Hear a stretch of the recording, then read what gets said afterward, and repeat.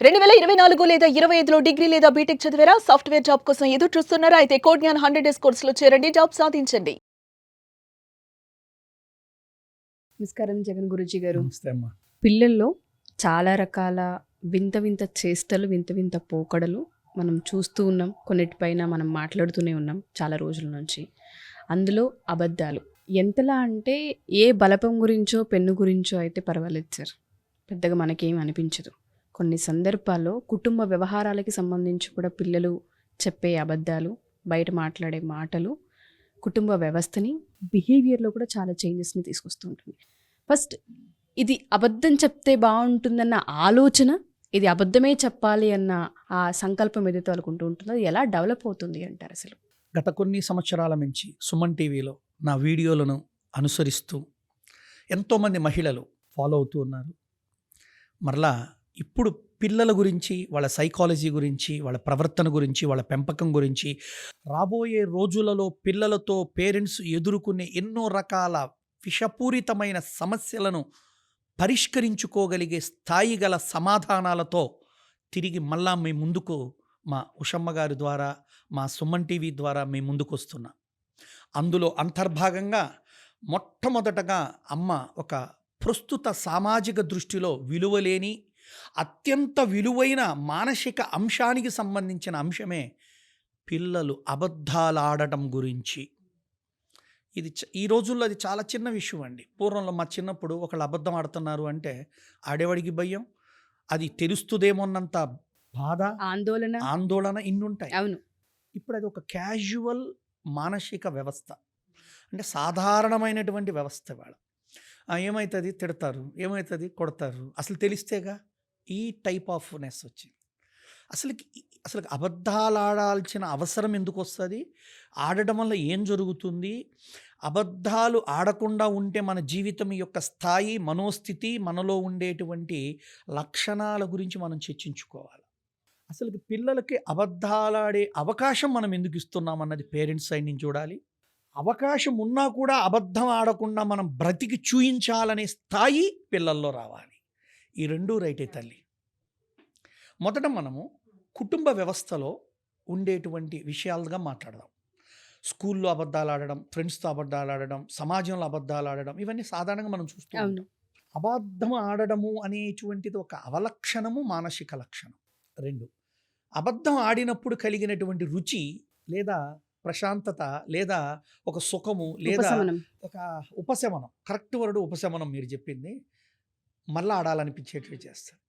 నిజం చెప్పినప్పుడు వచ్చినటువంటి కఠినత్వం అనండి, ఒక భయం అనండి, లేదా ఒప్పుకున్నప్పుడు వచ్చేటువంటి సత్తువని స్వీకరించే స్థాయి పిల్లలకు అనుభవంలో లేదు.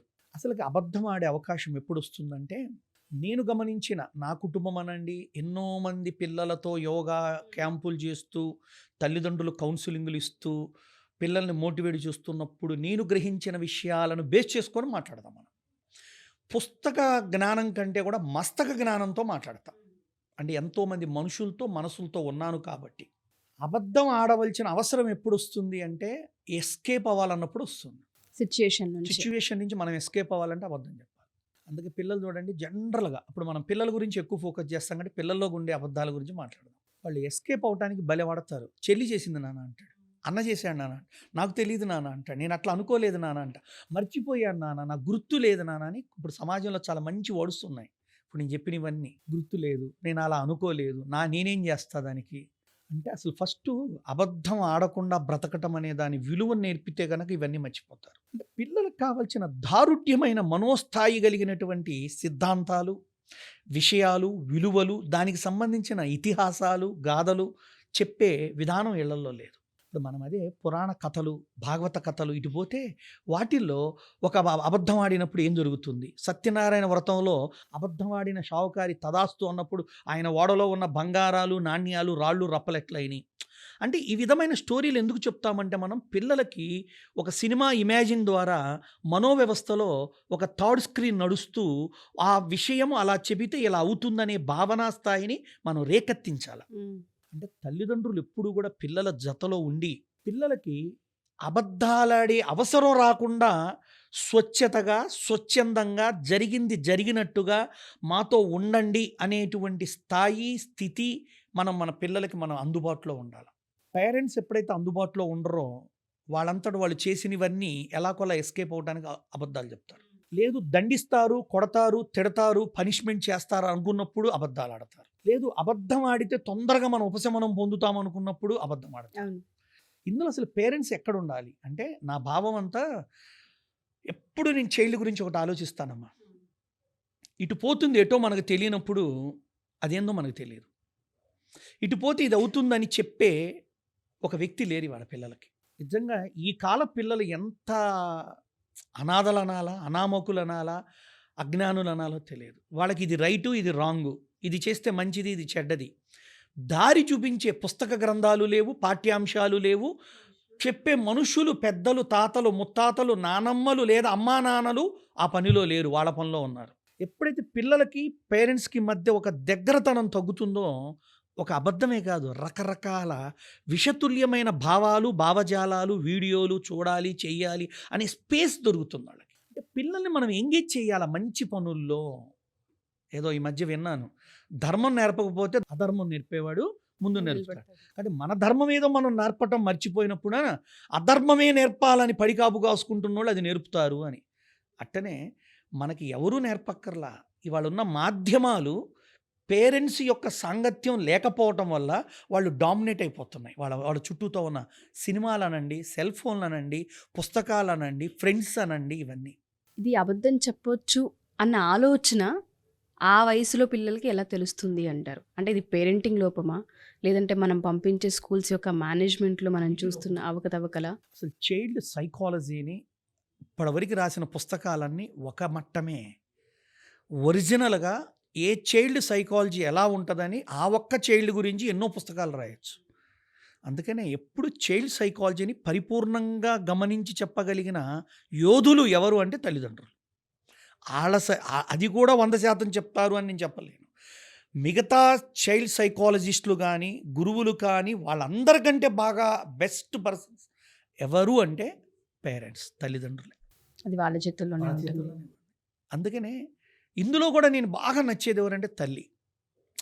తల్లి బిడ్డలు చేసే తప్పులను, ఒప్పులను చాలా జాగ్రత్తగా యావరేజ్ చేసి వాళ్ళని మోటివేట్ చేయగలిగి, సరి చేయగలిగే ఉత్తమమైన స్థానము, స్థాయి పిల్లల దృష్టిలో కూడా ఉన్నది ఎవరు అంటే అమ్మ, తర్వాతే నాన్న. నాన్నతో అన్న భయంతో ఉంటుందో కానీ అమ్మతో భయంతో ఉండదు. భయంతో ఉన్నా కూడా కొంచెం బాధ్యత ఉంటుంది, ప్రేమ ఉంటుంది. అందుకని ఇక్కడ నేనేమంటానంటే చైల్డ్ సైకాలజీని మార్చాలన్నా, చెక్కాలన్నా, రూపొందించాలన్నా, నిర్మించాలన్నా, ఏది చేయాలన్నా అమ్మ ఒక సర్టన్ ఏజ్ అంటే good and bad, right and wrong అనేవి ఒక తారతమ్యత తెలిసే వయస్సు నా భాషలో 7-14 వరకు. అందుకని 7 సంవత్సరాల వరకు చైల్డ్ ఏం చేసినా మనకి ఆనందంగా ఉంటుంది, సరదాగా ఉంటుంది, ఎగ్జైట్మెంట్గా ఉంటుంది. 7 నుంచి మొదలవుతుంది వానికి పరీక్ష, మనకి పరీక్ష. 14 ఏళ్ల వరకు ఆ 7 సంవత్సరాలను గనక పేరెంట్స్ కరెక్ట్గా మేనేజ్ చేయగలిగితే, నేర్పవలసినవి నేర్పగలిగితే, చెప్పగలిగినవి చెప్పగలిగితే వాడిని వాడుగా సరైన మార్గంలో, సన్మార్గంలో ప్రయాణించడానికి కనీసము ఉపయోగపడుతుంది. ఇవాళ మన సమాజంలో చాలామంది యోధులు, గొప్ప గొప్ప స్థాయికి వెళ్ళిన వాళ్ళు వాళ్ళ ఇంటర్వ్యూలో మనం చూస్తూ ఉంటాం. మా తల్లిదండ్రులేనండి మా లైఫ్కి మార్గదర్శకము అని వాళ్ళు అక్కడ ఎదిగినాక చెప్తున్నారు. అందుకే పిల్లలకి ఎప్పుడు కూడా తల్లి ఎంత దగ్గరగా ఉంటే వాళ్ళ అబద్ధాలైనా, వాళ్ళల్లో ఉన్న చెడైనా, వ్యసనాలైనా గ్రహించగలిగేది తల్లి. ఒక మాట చెప్తానండి, తల్లి పిల్లవాడి ముఖం చూస్తే మనసు ఎలా ఉందో చెప్పగలిగే గొప్ప సైకాలజిస్టు ఎవరంటే అమ్మ. అలాంటి అమ్మ పిల్లలు ఉండే సమయం తగ్గిపోతుంది. వాళ్ళ ఉదాహరణకు చదువు కోసం పిల్లల్ని హాస్టల్లో వేస్తున్నాం, తీసేయండి, హాస్టల్ పక్కన పెట్టండి. చదువు కోసం స్కూల్కి పంపుతాం. మార్నింగ్ 7:30 కల్లా మన ఇళ్ళ దగ్గరికి బస్సులు వచ్చి తీసిపోతున్నాయి. వాడిని లేపేది 5-6. ఆ గంటన్నర కూడా మనం ఏం చేస్తున్నాం, పిల్లలతో ఉండట్లా, హడావిడి. పిల్లలకి ఏం వండి పెట్టాలా, ఎలా ఇచ్చి పంపాలా, ఎలా డ్రెస్ వేయాలా, హోంవర్క్లు అయినాయా, బుక్స్ సర్దారని ఈ పనిలో ఉంటున్నాం. అంటే మనం పిల్లలకి పని చేస్తున్నాం కానీ పిల్లలతో లేము, తీసేయండి. స్కూల్కి వెళ్ళిన కాడి నుంచి వచ్చిన దాకా మనం పిల్లలతో ఉండం. ఎక్కువ టైం మన పిల్లలతో ఉండేది ఎవరు అంటే టీచర్స్. స్కూల్ నుంచి రాగానే మనం ఏం తిండి పెట్టాలి, ఎలా పెట్టాలి, హోంవర్క్‌లు అయినాయా లేదా చేపించాలనే పనిలో పడి 7:30, 8 లోపల మనం పడుకోబెట్టడమో, పడుకోవటమో జరిగిపోతున్నాయి. అంటే అసలు మనం కన్న పిల్లలతో మనం ఎందుకు ఉండలేకపోతున్నాం అన్నది ఈరోజు ప్రశ్న. నా వ్యక్తిగత ప్రశ్న కూడా తల్లి. అంటే నువ్వు అసలు ఎవరితో అయినా ఒక బంధం ఏర్పడాలంటే ఆ వ్యక్తితో మనం ఉండాలి. టైం స్పెండ్ చేయాలి. టైం స్పెండ్ చేయాలి. నన్ను ఎవరైనా అర్థం చేసుకోవాలంటే నాతో ఉండాలి.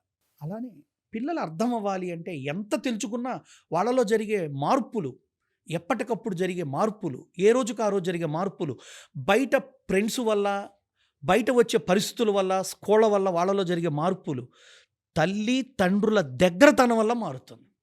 అందుకే తల్లిదండ్రులకు చెప్తా, మీరు మీ వ్యాపారానికి ఇచ్చిన టైం, మీ సమాజానికి ఇచ్చిన టైం, ఈ రోజుల ప్రకారంగా చెప్పండి, మీ టీవీకి మీ ఫోన్కి ఇచ్చిన టైంలో 10% టైం మీ పిల్లలతో మీరు ఉండగలిగితే ఏ రోజుకు ఆ రోజు that will clean their mind.